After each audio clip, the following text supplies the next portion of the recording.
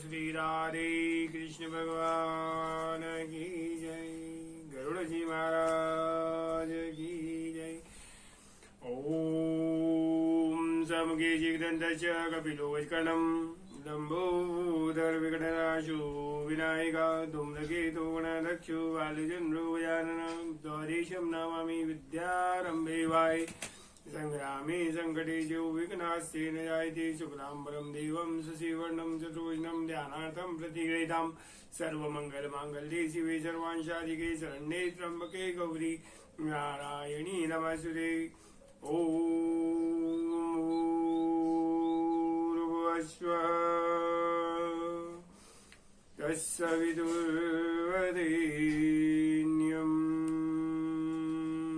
भर्गो देवस्य धीमहि धियो यो न प्रचोदयात्। ॐ गुरुर्ब्रह्मा गुरुर्विष्णु गुरुर्देवो महेश्वरा गुरुर्साक्षात् परब्रह्म तस्मै श्री गुरुवे नमः। ध्यानमूलं गुरुमूर्ति पूजामूलं गुरुब्रह्म मंत्रमूलं गुरुवाक्यं मोक्षमूलं गुरुकृपा। ॐ तमेव माता च पिता तमेव बन्धु च सखा तमेव विद्याद्रविणं तमेव सर्वं मम देव देव। बोलिए गोपाल कृष्ण भगवान की जय। कृष्ण कन्हैया लाल की जय। गरुड़ जी महाराज की जय। 14वां अध्याय यम सभा का वर्णन, चित्रगुप्त आदि के भवन का परिचय, धर्मराज जी के 4 द्वार, पुण्य आत्माओं का धर्म सभा में प्रवेश। गरुड़ जी महाराज बोले कि हे दयानिधि, यमलोक कितना बड़ा है, कैसा है और किनके द्वारा बनाया हुआ है, वहां की सभा कैसी है और उस सभा में धर्मराज जी किनके साथ में बैठे हैं।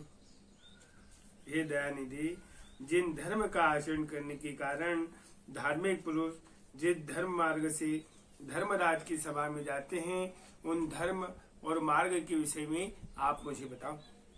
श्री भगवान ने कहा कि हे गरुड़ जी महाराज, धर्मराज का जो नगर है नारद आदि मुनियों के लिए भी अगम्य है, उसके विषय में बताता हूँ, सुनो। उस दिव्य धर्मराज नगर को महान पुण्य से प्राप्त किया जा सकता है। दक्षिण दिशा और नेत्रकोण के मध्य में यम का जो नगर है वह संपूर्ण व्रज का बना हुआ है, दिव्य है, असुरों तथा देवताओं से अभेद है। वह पूर्व चकोर है, 4 दीवारियों से घिरा हुआ है और 1000 योजन प्रमाण वाला बताया गया है। उस पूर्व में चित्रगुप्त जी का अति सुंदर मंदिर है, जो 25 योजन लंबाई चौड़ाई में फैला हुआ है। उसकी ऊंचाई 10 योजन है। वह लोहे की अत्यंत 4 दीवारियों से घिरा हुआ है। वहाँ आवागमन के लिए सैकड़ों गलियां हैं, पताक ध्वजाओं से सुशोभित है। वह विमान के समूह से घिरा हुआ है। गायन वादन, नृत्य वादन सभी ओर से निपुण है। चित्रकारों के द्वारा चित्र है तथा देवताओं के द्वारा अभेद है। वह उद्यान उपवन रमणीय है। वहाँ नाना प्रकार के पक्षीगण कलवर करते हैं। उस सभा में अपने अद्भुत आसन पर चित्रगुप्त जी मनुष्य की आयु यथावत गणना करते हैं। वे मनुष्य के पाप और पुण्य का लेखा जोखा करने में जरा से भी त्रुटि नहीं करते। जिसने जो शुभ अथवा अशुभ कर्म किया है, चित्रगुप्त की आज्ञा से उन सभी का भोग अवश्य भोगना पड़ता है। चित्रगुप्त के घर के पूरब की ओर जवर का एक बड़ा विशाल घर है। उसके घर के दक्षिण में सूल, लूता, विस्फोटक और घर बने हैं तथा पश्चिम में कालपास अजीर्ण का घर बना हुआ है।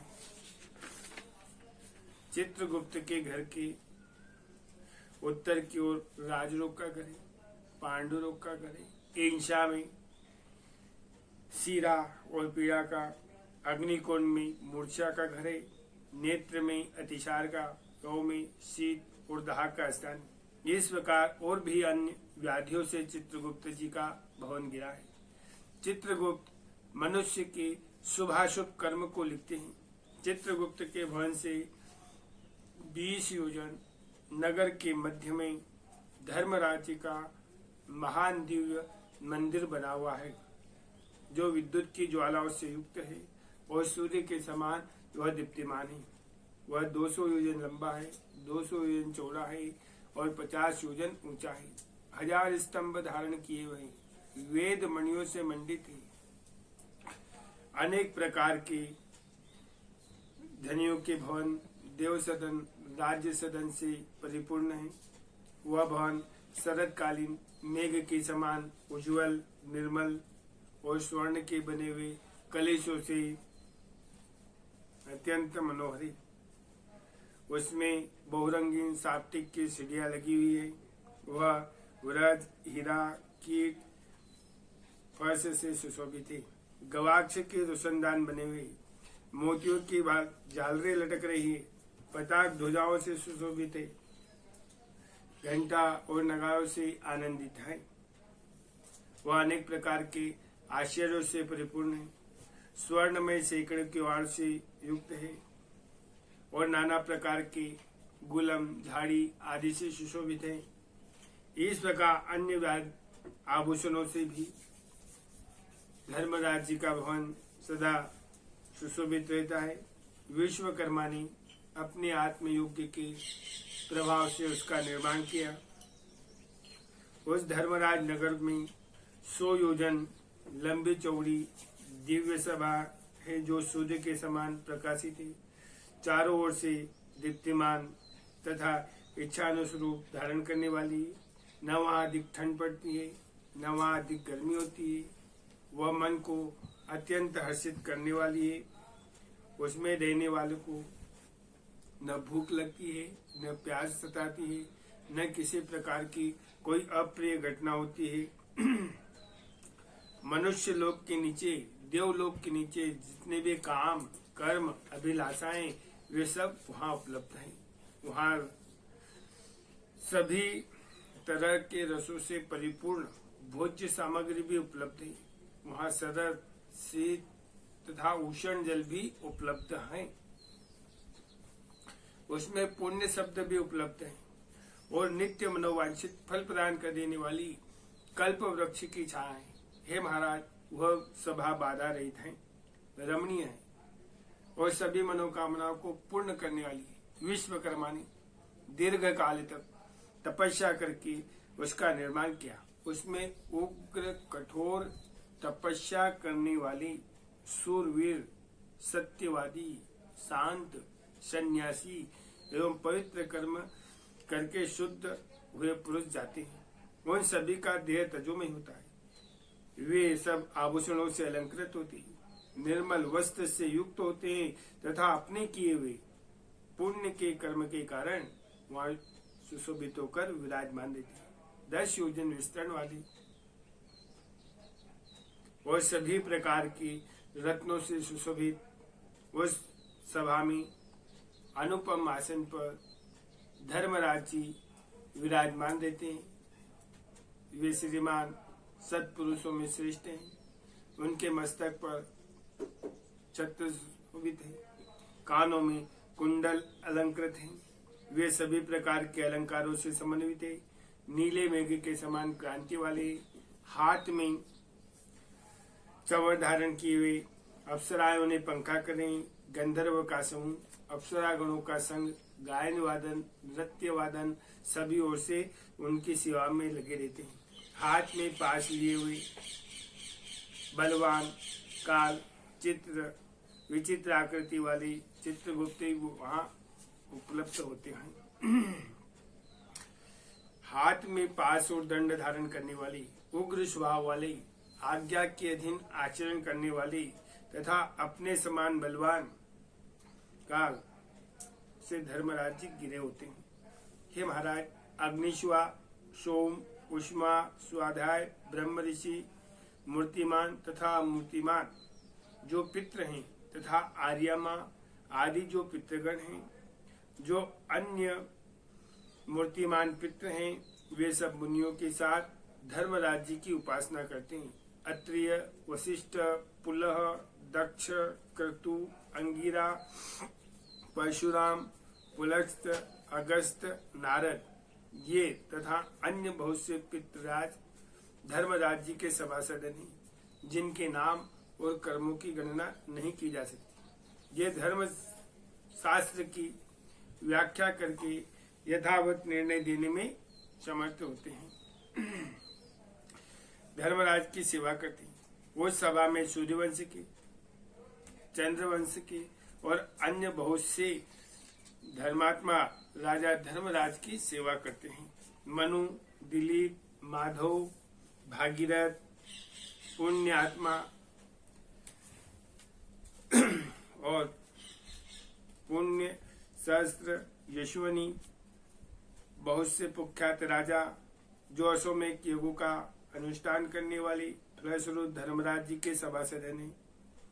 धर्मराज की सभा में धर्म ही पर्वत है, न वहाँ झूठ बोला जाता है, न किसी के साथ कोई अप्रिय घटना होती है। हे महाराज, महात्मा धर्मराज की वह सभा इस प्रकार की है जो पाप आत्मा पुरुष दक्षिण द्वार से जाते हैं और उस सभा को देख नहीं पाते। धर्मराजपुर में जाने के लिए 4 मार्ग है।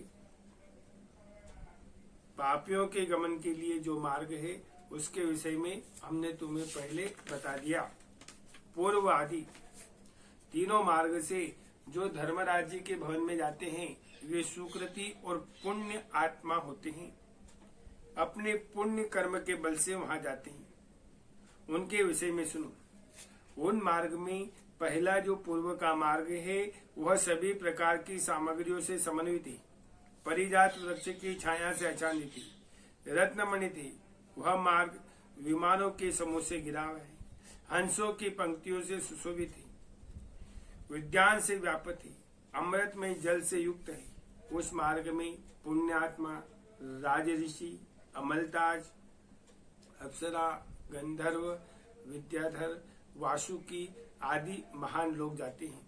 अन्य बहुत से देवताओं की आराधना करने वाले, शिव भक्ति में निष्ठा रखने वाले, ग्रीष्म ऋतु में प्याऊ का दान करने वाली अर्थात प्याऊशाला लगाने वाली, माघ में आग सेकने के लिए लकड़ी का दान करने वाली, वर्षा ऋतु में चतुर्मास करने वाली, विरक्त संतों को दान मान आशय प्रदान करने वाली, दुखी मनुष्य को अमृतमय वचनों से आश्वासन करने वाली, उन्हें आशय देने वाली, सत्य और धर्म में लगे रहने वाली, क्रोध और लोभ से रहित, माता पिता में भक्ति रखने वाली, गुरुजनों की सेवा में लगे रहने वाली, भूमि का दान देने वाली, घर का दान देने वाली, गौ दान देने वाली, विद्या प्रदान करने वाली, पुराणों की वक्ता, पुराणों की श्रोता और पुराणों का पारायण करने वाले, ये सभी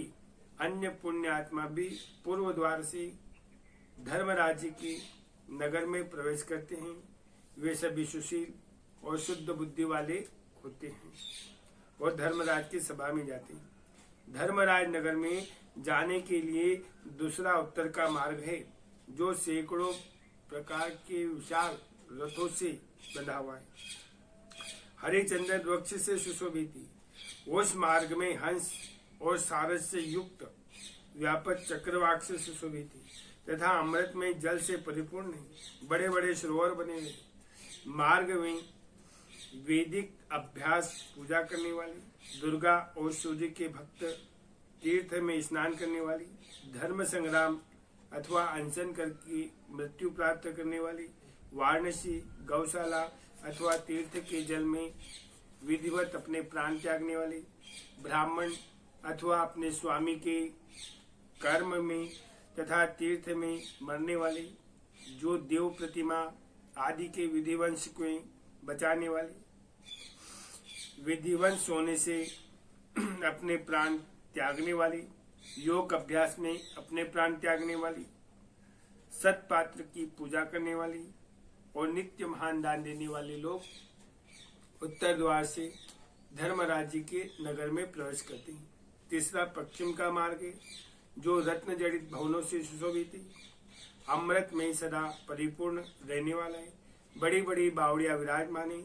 वह मार्ग ऐरावत कुल में उत्पन्न मदमस्त हाथियों तथा उच्च श्रवा से उत्पन्न है। इस मार्ग में आत्मवेता सत्य शास्त्र के परिचित भगवान विष्णु तथा विष्णु जी के अन्य भक्त, गायत्री जी के मंत्र का जाप करने वाले, दूसरों की हिंसा, दूसरों का द्रव्य, अपनी पत्नी से संतुष्ट रहने वाले, ब्रह्मचारी का पालन करने वाली, वानस्पत आश्रम के नियमों का पालन करने वाली, तपस्वी, सन्यासी, धर्म का पालन करने वाले, श्रीचरण सन्यासी एवं मिट्टी के ढीले और पत्थर और स्वर्ण को समान समझने वाले, ज्ञान और वैराग्य से संपन्न, सभी प्राणियों में हित साधना में निरंतर, शिव और विष्णु जी का व्रत करने वाली, सभी कर्म को ब्रह्मा जी में समर्पित करने वाली, देव ऋण, पितृ ऋण, ऋषि ऋण, इन तीनों ऋणों से मुक्ति प्राप्त करने वाली, पितरों के श्राद्ध देने वाली, समय पर संध्या उपासना करने वाली, नीच की संगति से दूर रहने वाले और सत्पुरुष सत्य संगति में निष्ठा रखने वाली, ये सभी जीव अप्सराओं के समूह से युक्त होकर विमान समूह में बैठकर गायन वादन करते हुए पूर्व के द्वार से वहां पहुंचते हैं। उन्हें आया हुआ देखकर धर्मराज जी बार बार उनका स्वागत करते हैं, उन्हें बैठने के लिए सिंहासन देते हैं, हरिचंदन आदि से उनकी पूजा करते हैं। उस समय धर्मराज भगवान विष्णु जी के समान चतुर्भुज रूप धारण करके, शंख चक्र गदा पद्म धारण करके, पुण्य करने वाले जीव के साथ स्नेह पूर्वक मित्र जैसा आचरण करते हैं, उन्हें बैठने के लिए सिंहासन देते हैं, नमस्कार करते हैं, पाद्य अर्धन आदि प्रदान करके चंदन आदि से उनकी पूजा करते हैं। यम धर्मराज जी से कहते हैं कि हे सभासदों, इस ज्ञानी को परम आदर पूर्वक नमस्कार कर लीजिए, यह हमारे मंडल का भेद करके न चला जाएगा। हे बुद्धिमानों में श्रेष्ठ तथा नरक की यातना से भयभीत रहने वाली पुण्य आत्माओं, आप लोगों ने अपने पुण्य कर्म अनुष्ठान से सुख प्रदान करने वाले देवदत्त को प्राप्त कर लिया है। दुर्लभ मनुष्यों ने प्राप्त करके जो नित्य वस्तु धर्म का साधन नहीं करता है, वह घोर नरक में गिरता है। उससे बढ़कर अचैतन्य अज्ञानी और कौन हो सकता है। अस्थिर शरीर है, अस्थिर धन है, आदि में से कोई एक बुद्धिमान मनुष्य ही स्थिर धर्म का संचयन करता है। इसलिए सभी प्रकार के प्रयत्न करके धर्म अवश्य करना चाहिए। आप सभी लोग भोगों को भोग कर पुण्य आत्मा स्वर्ग को जाओगे। ऐसा धर्मराज जी का वचन सुनकर उन्हें और उनकी सभा को प्रणाम करके और देवताओं के द्वारा पूजित होकर और मुनीश्वरों द्वारा स्तुति कर कर विमान समूह में बैठकर परम पद को जाती और कुछ परम आदर के साथ धर्मराज जी की सभा में विराजमान होते हैं और वहां एक कल्प तक रहकर मनुष्य योनि के नीचे जितने भी भोग अभिलाषाएं वे सब वहां प्राप्त होती है और पुण्य आत्मा पुरुष शेष पुण्य के अनुसार पुण्य दर्शन वाले मनुष्य योनि में जन्म लेते हैं। इस लोक में वे महान धर्म संपदा से सर्वज्ञ होते हैं और पुनः आत्मचिंतन के द्वारा परम गति को प्राप्त होते हैं। हे गरुड़ जी महाराज, तुमने यमलोक के विषय में पूछा था, वह सब हमने तुम्हें बता दिया है। इसको भक्ति पूर्वक सुनने वाला व्यक्ति भी धर्मराज जी के भवन में जाता है, इसमें संशय नहीं। इस प्रकार गरुड़ प्राण के अंतर्गत सरोद्वार में 14वां अध्याय। बोलिए श्री राधे कृष्ण भगवान की जय। कृष्ण कन्हैया लाल की जय। गरुड़ जी महाराज की जय। अच्युतं केशवं रामनारायणं श्रीकृष्ण दामोदरं वासुदेवं हरे श्रीधरं माधवं गोपिकावल्लभं श्रीजानकी नायकं श्रीरामचन्द्रं हरे। बोलो श्री गरुड़ जी महाराज